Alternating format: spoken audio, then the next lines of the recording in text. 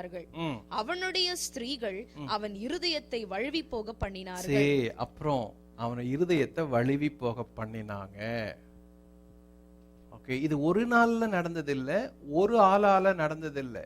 ஏன் தேவன் சாலமோனுக்கு பிறகு அந்த ஆட்சியை விடல அப்படின்றதுக்கு இது ஒரு டர்னிங் பாயிண்ட். இங்கதான் ஹிஸ்டரி டர்ன் ஆகுது. Okay, next.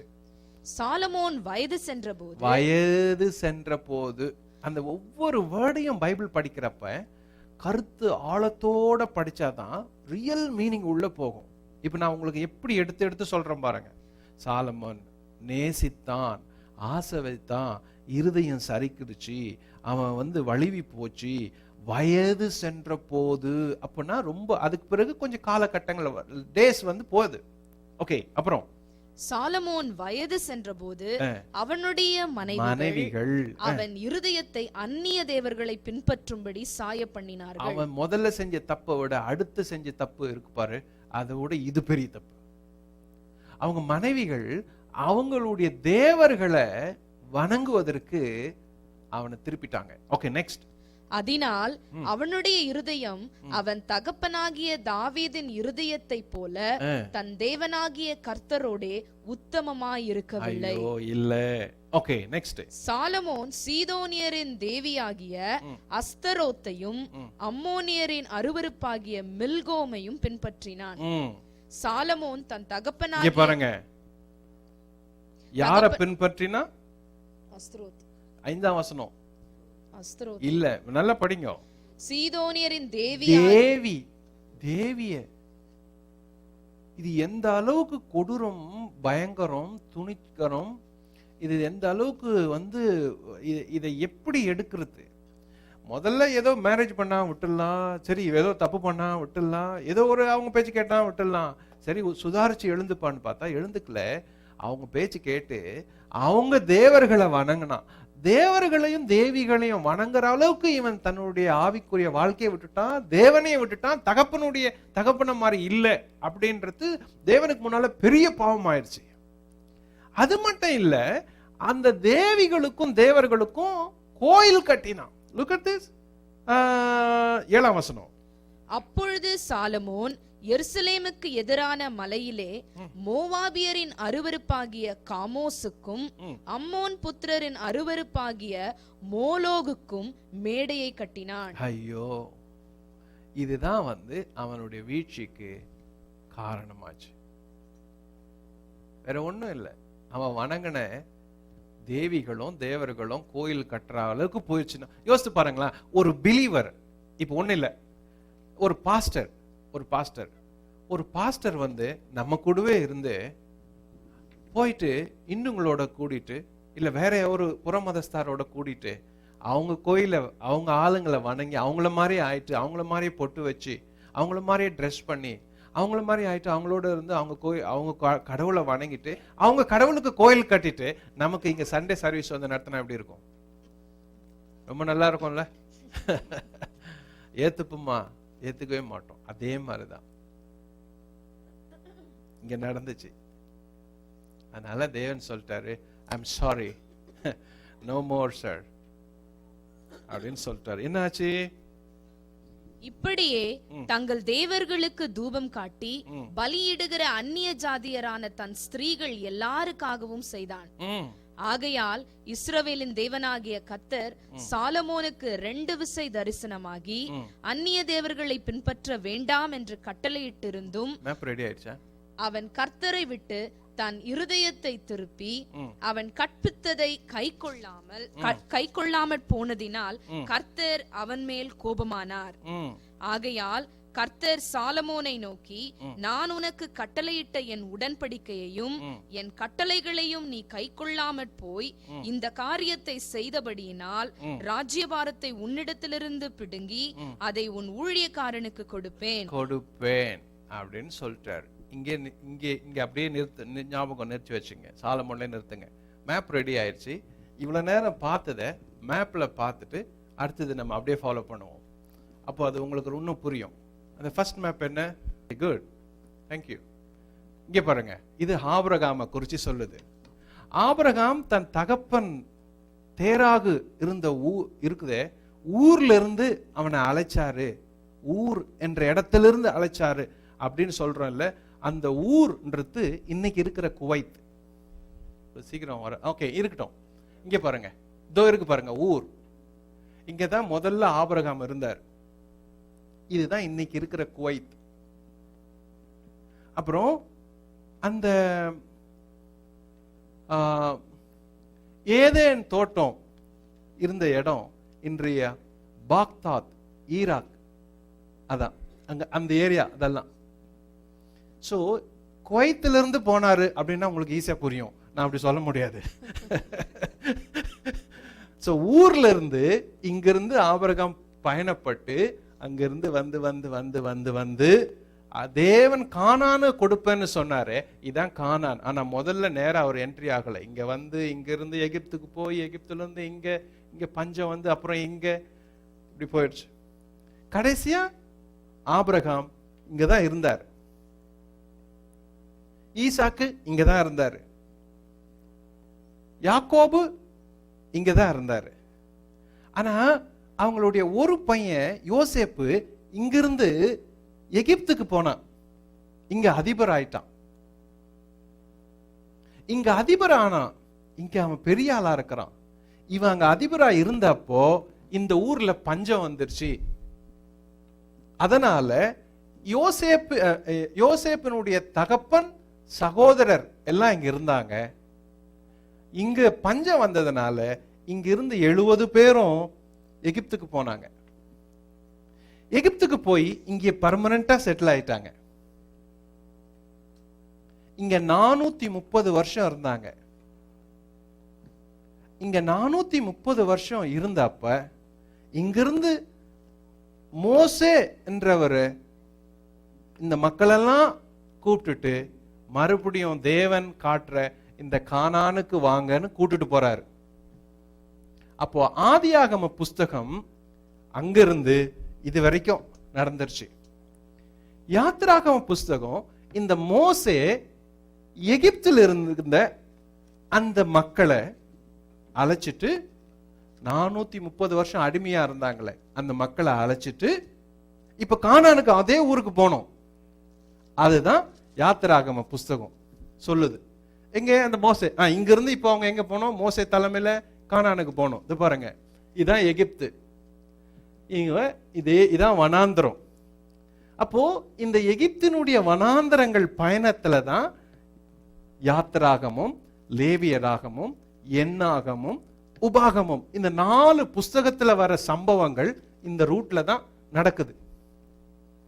எகிப்து செங்கடலை கடக்குறாங்க, வனாந்தரத்துல வருது, 10 கட்டளை பெருத்து கூடாரம் எல்லாம் நடக்குது. இங்க அற்புதங்கள், அடையாளங்கள் எல்லாம் நடக்குது. இங்க போறாங்க, இங்க போறாங்க, இங்க போறாங்க. இங்க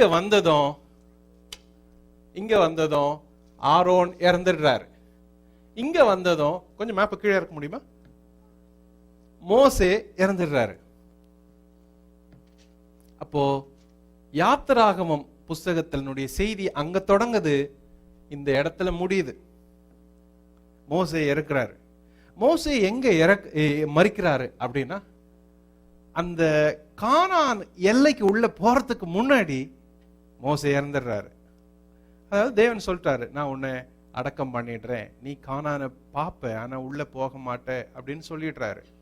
அப்போ இதே வனாந்தரத்துல ஓகே இந்த இடத்துல தான் மோசே மரிக்கிறாரு. அப்போ உபாகம புஸ்தகம் மோசேவுடைய லாஸ்ட் செர்மனை சொல்லுது. அந்த புஸ்தகம் முழுசும் மோசே பிரசங்கம் தான். இங்க இருந்து பிரசங்கம் பண்றாரு இந்த மக்களுக்கெல்லாம். இங்க இருந்து 40 வருஷம் வழி நடத்திட்டு வந்து ஆரோன் இங்க இருக்கிறாரு, மோசே இங்க இருக்கிறாரு. இதுதான் மவுண்ட் நேக்கோ. இங்க இந்த மலை மேல ஏறி தான் மோசே கானான், இதான் கானான், இஸ்ரேல் கானான் தேசத்தை பாக்குறாரு. இந்த மலையிலிருந்து இங்கிருந்து யோசுவா இந்த மக்களை நடத்துறாரு. இந்த நதி தான் யோர்தான். அவங்க கிராஸ் பண்றாங்க, யோர்தானை குறுக்க போறாங்க. இந்த நிகழ்ச்சிகள் யோசுவா புஸ்தகத்துல சொல்லப்படுது. அப்போ யோசுவா புஸ்தகத்துல வர செய்திகள் இங்கிருந்து இது வரைக்கும். அதுக்கப்புறம் இந்த லேண்ட் முழுசையும் கொஞ்சம் கொஞ்சமா இவங்க ஆக்குபை பண்றாங்க. இதுதான் யோசுவா புஸ்தகத்துல வருது. இது வரைக்கும் எந்த பிரச்சனையும் இல்லை. Okay, next map. ஜட்ஜஸ் உள்ள போயிடுறாங்க. அதுக்கப்புறம் அங்க யோசுவா மரிக்கிறாரு. மரிச்ச பிறகு நியாயாதிபதிகளை தேவன் எழுப்புறாருன்னு பார்த்தோம். இது பாருங்க, இதான் லேண்ட் கானான். இது இந்த கானான்ல இதெல்லாம் நியாயாதிபதிகள். ஒவ்வொருத்தரும் இவங்கெல்லாம் அந்தந்த ஊர்ல இருந்து ஒருத்தருக்கு பின்னால ஒருத்தருக்கு பின்னால ஒருத்தர் நியாயாதிபதிகளை எழுப்புறாரு. இந்த லேண்ட இதுவரைக்கும் எந்த பிளவு கிடையாது. கவனிங்க, இதுவரைக்கும் எந்த பிளவு இல்லை. நம்ம பார்த்தோம் ஒரே லேண்ட். ஜட்ஜஸ் வேற வேற ஜட்ஜஸ், ஒருத்தர் இறந்துட்ட பிறகு இன்னொருத்தர், ஒருத்தர் இருந்துட்ட பிறகு இன்னொருத்தர். அதேதான். ஏலி, சாமுவேல், சவுல், தாவீது, சாலமோன், இவங்க எல்லாரும் இந்த ஒரு நாட்டையே ஆண்டவங்க. அது வரைக்கும் எந்த பிரச்சனை இல்லை. அடுத்த மேப் என்ன? ஓகே, அந்த லேண்ட் சொன்னோம்ல, கானான் தேசம், இஸ்ரவேல் தேசம். அந்த ஊருக்குள்ள அந்த லேண்டை இப்படி பிரிச்சாங்க. இந்த லேண்டை பிரிக்கிறத புஸ்தகம் தான் யோசுவா புஸ்தகத்துல செய்தி சொல்லப்படுது. யோசுவா புஸ்தகத்தை படிச்சீங்கன்னா இதான் புக்கு, வேற ஒண்ணும் இல்லை. 6 லட்சம் பேர் எல்லாம் எகிப்துல இருந்து வரான். 40 வருஷம் வனாந்தரத்துல இருந்துட்டு வரான். லேண்டுக்கு உள்ள போறான். உள்ள போய் அந்த 12 கோத்திரத்துக்கும் இடங்களை பிரிக்கிறாங்க. இடங்களை பிரிச்சப்போ இங்க பாருங்க, மனாசே கோத்திரத்துக்கு காத் கோத்திரம், ரூபன் கோத்திரம், சிமியோன், யூதா, எப்ராயிம், மனாசே, நப்தலி, ஆசேர், இதெல்லாம் பிரிச்சுக்கிட்டாங்க. எந்த பிரச்சனையும் இல்லை. இது எல்லாமே இந்த கோத்திரங்கள் இப்படி பிரிச்சு இருந்த நாட்கள்ல தான் நியாயாதிபதிகள் ஆண்டாங்க. ஏலி இருந்தாரு, சாமுவேல் இருந்தாரு, சவுல் இருந்தாரு, தாவீது இருந்தாரு, சாலமோன் இருந்தாரு. கோத்திரங்களை பிரிச்சு. இது வரைக்கும் ஏதாவது டவுட் இருக்கா? உங்களுக்கு ஏதாவது டவுட் இருக்கா இது வரைக்கும்? ஓகே, இதுல ஒண்ணு நீங்க கவனிக்கணும், ரொம்ப முக்கியமான கவனிக்கணும். மனாசே இங்க ஒரு போர்ஷன், இங்க ஒரு போர்ஷன். இங்க பாருங்க, இது சவக்கடல், இது கலிலேயா கடல். இது ரெண்டுத்தையும் இணைக்கிறது யோர்தான் நதி. யோர்தான் நதி. இந்த பக்கம் 3 கோத்திரம் இருக்கு, மீதி கோத்திரம் இங்க இருக்கு. இதுல யூதா அப்படின்னு சொல்ற ஒரு கோத்திரம் இருக்கு பாருங்க, இந்த ஏரியா யூதா. எப்ராயிம் இது ஒரு கோத்திரம். மீதி எல்லாம் இருக்கு பாருங்க, இதெல்லாம் ஒரு குரூப். இப்ப இந்த எதிரிகளை பாருங்க எங்க இருக்கிறாங்க. பெலிஸ்தியர்கள் இங்க இருக்கிறாங்க. இஸ்ரவேலுக்கு ஓரமாவே கடல் ஓரம் பெலிஸ்தியர். அடிக்கடி சண்டை நடக்கும் சவுல் பீரியட்ல, தாவீது பீரியட்ல. இவங்க தான் அன்னைக்கு பைபிள் ஸ்டடி 3ஆவது நாள் வந்த அன்னைக்கு பைபிள் ஸ்டடி சொன்னேன். தாவீது பெலிஸ்தியருடைய தேசத்துல போய் இருந்தான்னு. தோ யூதாவில இருந்து இதான் பெலிஸ்தியர் தேசம். சவுல் இங்க இருக்கிறான்னா போய் அவங்க ஊர்ல ஒளிஞ்சிட்டான். ஓகே, ஏதோமியர், மோவாபியர், அம்மோனியர், அரமேஸ், சீரியர், இவங்கெல்லாம் இங்க இருக்கிறாங்க. சுத்தி மற்ற நாடுகள். இப்ப நீங்க என்ன கவனிக்கணும்னா, இது வரைக்கும் இங்கிருந்து இது வரைக்கும் 1 ராஜாக்கள் 11ஆம் அதிகாரம் வரைக்கும் இதான் சூழல், இதான் மேப், இதான் நாடு, இதுல எந்த பிரிவும் கிடையாது. இதெல்லாம் ஒரு ஸ்டேட் மாதிரி இருந்துச்சு. ஆனா ஒரே நாடு. இவன் தப்பு செஞ்சுட்டான் அப்படின்னு தேவன் சொன்னதும் தேவன் என்ன சொன்னாரு? சாலமோன், நீ தப்பு பண்ணிட்ட, இனிமே நீ ராஜாவா இருக்க முடியாது. நான் உனக்கு எவ்வளவு வார்ன் பண்ணேன், நீ கேட்கல. அதனால உன் ராஜ்யத்தை பிடுங்கி நான் இன்னொருத்தனுக்கு கொடுக்க போறேன் அப்படின்னு சொல்லிட்டாரு. ஆனா ஒண்ணு, உன்கிட்ட இந்த ஆட்சியை பிடுங்கி நான் இன்னொருத்தருக்கு கொடுக்குறேன். ஆனா ஒண்ணு, நான் உங்க அப்பாவுக்கு ஆணையிட்டேன். அது உங்க அப்பா என்னை எப்படி நேசித்தான் தெரியுமா, எவ்வளவு அன்பு கூர்ந்தான் தெரியுமா, என் இருதயத்துக்கு ஏற்றுவேன், அவன் பேர்ல நான் ஆணையிட்டேன், அவனுக்காக நான் ஒரே ஒரு சின்ன போர்ஷனை உன்கிட்ட கொடுக்குறேன், உன் சந்ததிக்கு கொடுக்குறேன், ஆனா மீதி உன்கிட்ட கொடுக்க மாட்டேன் அப்படின்னு சொல்லிட்டு இந்த லேண்ட, முழு லேண்ட ரெண்டா கிழிக்கப்படுது. ஒரு பாற்று யூதா, எப்ராயிம், இதுதான் யூதா என்று அழைக்கப்படுது இந்த யூதா பகுதி. மீதி எல்லாம் இஸ்ரவேல். இதுவரைக்கும் முழுசும் இஸ்ரவேல். இப்ப லேண்ட தேவன் உடைக்கிறாரு. இப்ப இது ரெண்டா பிரியுது. அப்படியே இருங்க, இங்க படிச்சுட்டு அங்க வந்துருவோம். லெட்ஸ் see 1 ராஜாக்கள் 12, ஐம் சாரி 11 29 படிங்க. அக்காலத்திலே யெரொபெயாம் எருசலேமிலிருந்து வெளியே போகிற போது சீலோனியனான அகியா என்னும் தீர்க்கதரிசி புது சால்வையை போர்த்து கொண்டிருந்து வழியிலே அவனை கண்டான். இருவரும் வயல்வெளியிலே தனித்திருக்கையில் அகியா தான் போர்த்து கொண்டிருந்த புது சால்வையை பிடித்து அதை 12 துண்டாக கிழித்து போட்டு யெரொபெயாமை நோக்கி 10 துண்டுகளை எடுத்துக்கொள், இஸ்ரவேலின் தேவனாகிய கர்த்தர் சொல்லுகிறது என்னவென்றால், இதோ நான் ராஜ்யபாரத்தை சாலமோனுடைய கையிலிருந்து எடுத்து கிழித்து உனக்கு 10 கோத்திரங்களை கொடுப்பேன். ஆனாலும் என் தாசனாகிய தாவீதுக்காகவும் நான் இஸ்ரவேல் கோத்திரங்களிலெல்லாம் தெரிந்து கொண்ட எருசலேம் நகரத்துக்காகவும் ஒரு கோத்திரம் அவனுக்கு இருக்கும். அவர்கள் என்னை விட்டு சீதோனியரின் தேவியாகிய அஸ்தரோத்தையும் மோவாபியரின் தேவனாகிய காமோசையும் அம்மோன் புத்திரரின் தேவனாகிய மில்கோமையும் பணிந்து கொண்டு அவன் தகப்பனாகிய தாவீதை போல் என் பார்வைக்கு செம்மையா இருக்கிறதை செய்யவும் என் கட்டளைகளையும் என் நியாயங்களையும் கைக்கொள்ளவும் அவர்கள் என் வழிகளில் நடவாமற் போனபடியினால் அப்படி செய்வேன். ஆனாலும் ராஜ்யபாரம் முழுவதையும் நான் அவன் கையிலிருந்து எடுத்து போடுவதில்லை. நான் தெரிந்து கொண்டவனும் என் கற்பனைகளையும் என் கட்டளைகளையும் கை கொண்டவனுமான என் தாசனாகிய தாவீதின் நிமித்தம் அவன் உயிரோடு இருக்கும் நாளெல்லாம் அவனை அதிபதியாக வைப்பேன். ஆனாலும் ராஜ்யபாரத்தை அவன் குமாரன் கையிலிருந்து எடுத்து அதிலே 10 கோத்திரங்களை உனக்கு தருவேன். என் நாமம் விளங்கும்படிக்கு நான் தெரிந்து கொண்ட நகரமாகிய எருசலேமிலே என் சமூகத்தில் என் தாசனாகிய தாவீதுக்கு என்னாலும் ஒரு விளக்கு இருக்கத்தக்கதாக அவன் குமாரனுக்கு ஒரு கோத்திரத்தை கொடுப்பேன். நீ உன் மன விருப்பத்தின்படி ஆண்டு கொண்டு இஸ்ரவேலின் மேல் ராஜாவா இருப்பதற்காக நான் உன்னை தெரிந்து கொண்டேன்.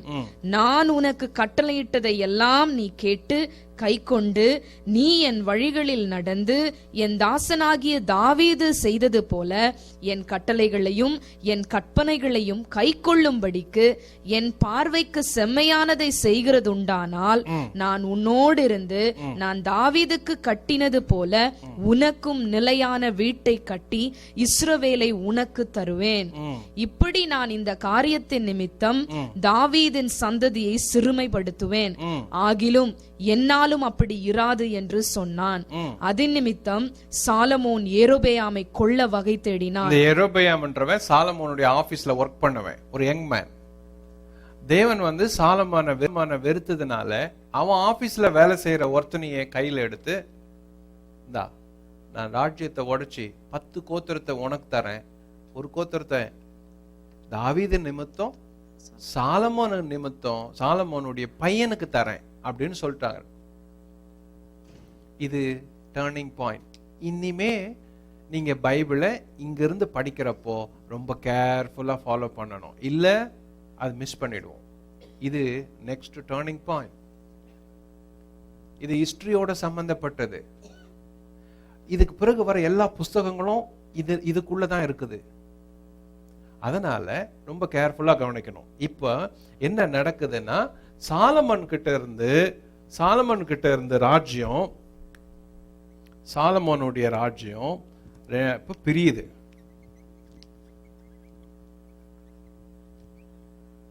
ஒன்னு யெரொபெயாம், இது அவன் ஆபீஸ் ஸ்டாஃப். இன்னொன்னு அவன் மகன் சாலமோனுடைய மகன் ரெகொபெயாம், ரே. இந்த ஏ ரே ரெண்டுத்துக்கும் ஞாபகம் வச்சுக்கணும். எரோபெயாம் சாலமோன் ஆபீஸ்ல இருந்த வாலிபன்.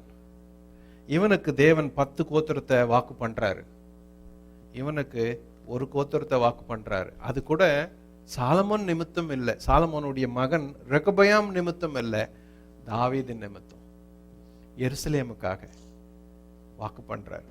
Okay, listen this. அங்க எங்க பிரியுதுன்னு பாருங்க. அந்த 10 கோத்திரங்கள் இவைகள் ஒரே நாடு, ஆனா பிரியுது. இப்போ யூதா, இதுதான் யூதா.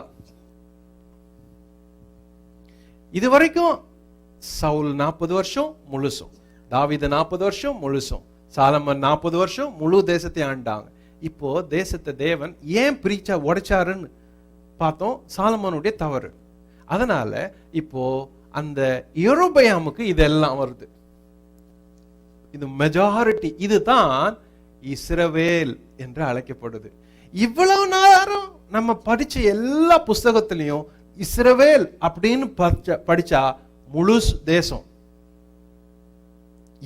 இவ்வளவு நேரம் 1 ராஜாக்கள் 11ஆம் அதிகாரம் வரைக்கும், ஆதி ஆகமத்திலிருந்து 11ஆம் அதிகாரம் வரைக்கும், 1 ராஜாக்கள் 11 வரைக்கும் இஸ்ரவேல் அப்படின்னா முழு தேசம், கானான் அப்படின்னா முழு தேசம். இந்த இடத்துல இருந்து இஸ்ரவேல் அப்படின்னா ஒரு பகுதி,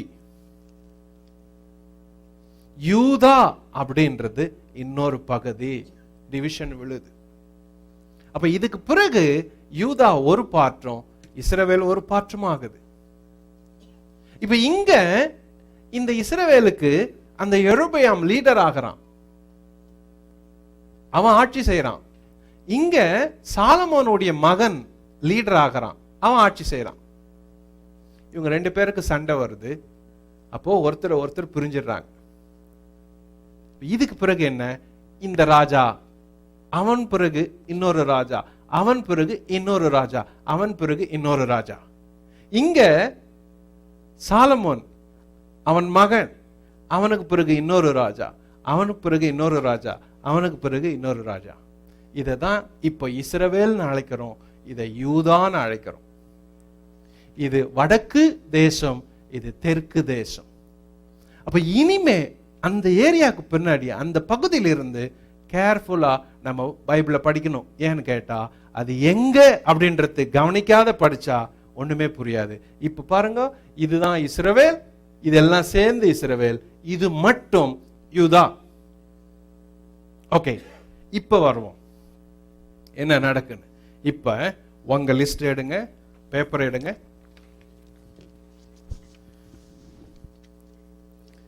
The first page. இத ஃபுல்லா ரீட் பண்ணிட்டு போயிட்டே இருந்திருக்கலாம். நம்ம டைம்காக நான் இதை உங்களுக்கு லிஸ்ட் பண்ணி இருக்கிறேன். Okay, look at this. இப்போ நம்ம என்ன பார்த்தோம் அதான் மேல இருக்கு. சமஸ்த இஸ்ரவேல் அரசர்கள், சவுல் 40 வருஷம், தாவீது 40 வருஷம், சாலமோன் 40 வருஷம். இஸ்ரவேல் அரசர்கள் கவனிங்க. இல்ல மேப் மேப் மேப் மேப் இதுதான் இருக்குது மேப்.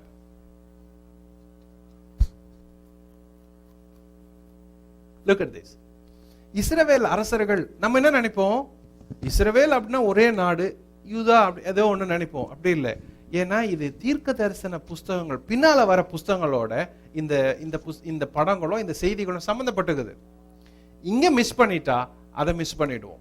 கவனிங்க, வேதத்தினுடைய பாதி புத்தகங்கள் தீர்க்க தரிசன புஸ்தகங்கள், பாதி புஸ்தகம், ஆல்மோஸ்ட் 50%. அப்போ 50% இங்க மிஸ் பண்ணிட்டோம்னா அங்க 50% போயிடும். அதனாலதான் சொல்றேன் இஸ்ரவேல் அரசர்கள் அப்படின்னு சொல்றோம். இதான் வடக்கு ராஜ்யம், யூதா அப்படின்னு. இன்னொரு மேப் இருக்கும், அது கொஞ்சம் காட்டுங்க.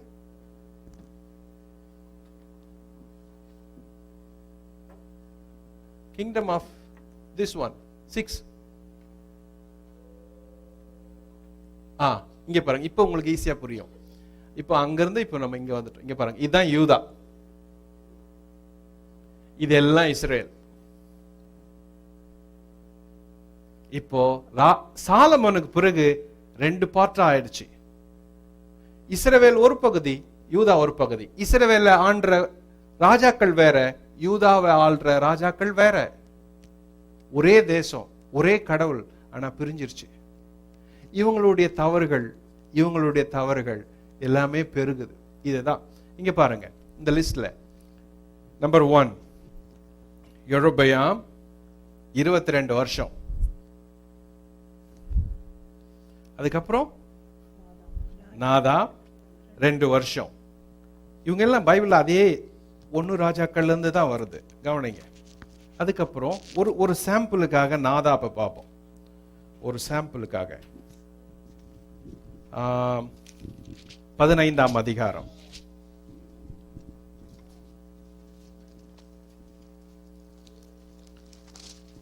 ம், 25ஆம் வசனம்.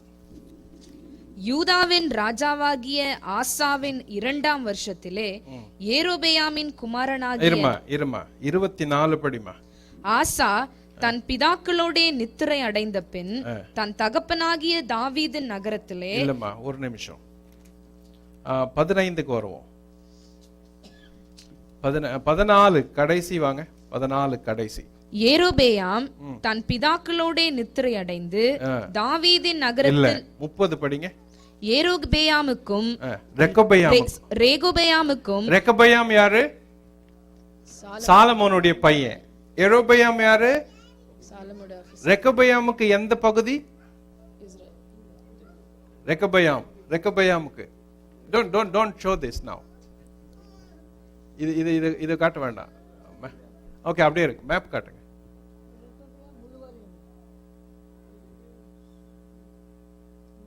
ஓகே, இங்க பாருங்க. ரெகொபெயாமுக்கு எது?